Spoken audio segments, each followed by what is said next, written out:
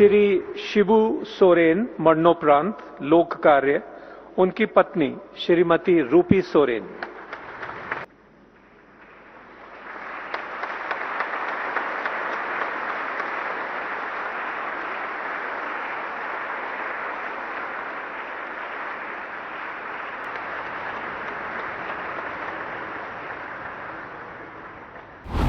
गुरुजी से गौरवान्वित है झारखंड।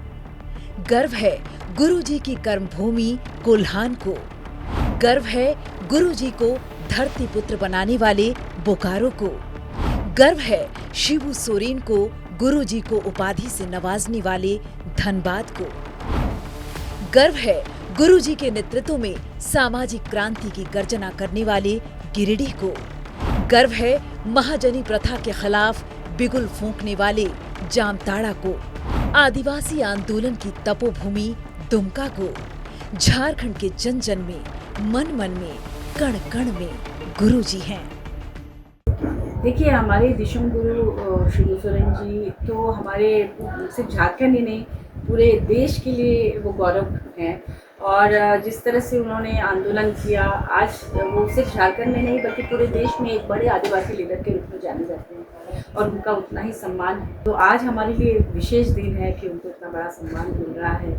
और हमारे पार्टी के लिए तो है ही, क्योंकि पार्टी के हम माननीय जी के भी वो पिता हैं और पार्टी के अध्यक्ष हैं। झारखंड मुक्ति मोर्चा के सर्वे सर्वा हम सबके अभिभावक हैं। तो ये सम्मान और पहले मिलना चाहिए था और इससे भी बड़े सम्मान को डिजर्व करते हैं। लेकिन ठीक है, सम्मान सम्मान है और आने वाले दिनों में मुझे लगता है इससे भी बड़ा सम्मान उनको दिया जाएगा। इस पर निर्णय लेगी सरकार। 11 जनवरी 1944 को रामगढ़ के नेमरा गांव में शुरू हुई थी झारखंड के इस गुरु की गाथा। 29 साल के शिबू सोरेन ने 4 फरवरी 1973 को झारखंड मुक्ति मोर्चा की स्थापना की।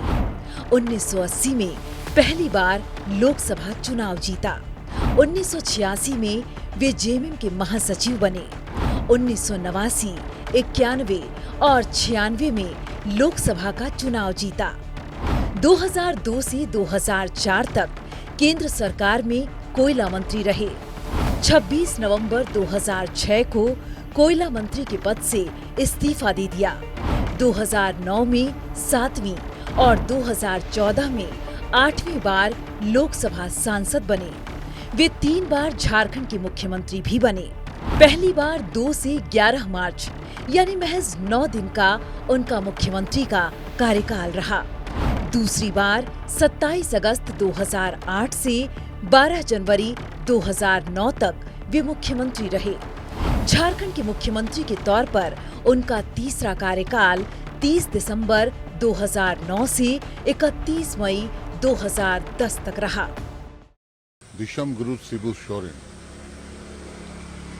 अब इतिहास हो गए, लेकिन उनके विचार, उनके दर्शन, उनकी सोच, उनका जुझारूपन, उनकी ये तमाम चीज़ें आने वाली पीढ़ियों को एक सबक, एक सीख, एक लेसन देने का काम करेंगे।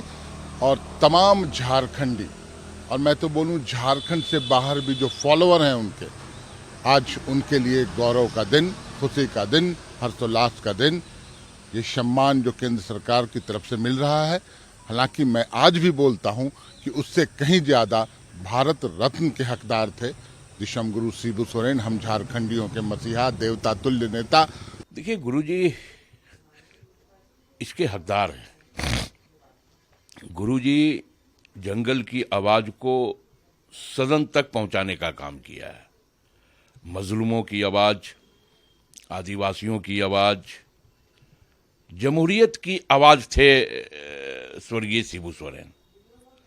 तो जो जमहूरियत की आवाज हो, कहीं न कहीं उसे पद्म भूषण तो मिलना ही था।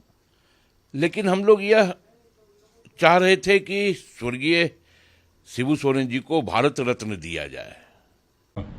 दिशम गुरु शिबू सोरेन जी को मरणोपरांत केंद्र सरकार ने पद्म भूषण सम्मान से सम्मानित किया। ये देश का तीसरा सर्वोच्च नागरिक सम्मान है और हम इसका स्वागत करते हैं। आज उनके परिजन इस अवार्ड को लेंगे और देखिए, हमारी केंद्र की जो सरकार है वो कभी ये विभेद नहीं करती कौन किस दल से आता है। जो डिजर्विंग होते हैं उनको दिया जाता है। अब शिबू सोरेन जी की जो कहानी है वो त्याग और तपस्या से शुरुआत होती है।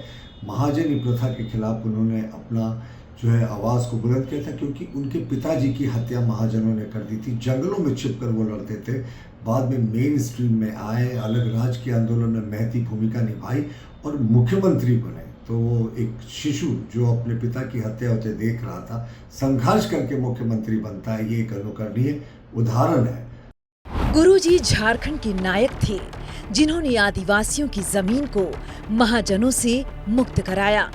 रात में स्कूल चलाकर उन्होंने सूबे के आदिवासियों को तालीम की ताकत से लैस किया। शराब और हड़िये से दूर रहने का संदेश दिया। पेड़ लगाने का संदेश देकर पर्यावरण संरक्षण पर जोर दिया। जनजातीय समाज को जल जंगल जमीन से जोड़ा। अलग राज्य झारखंड के आंदोलन से सभी धर्मों और समुदायों को जोड़ा। नक्षत्र न्यूज के लिए नीलय सिंह की रिपोर्ट।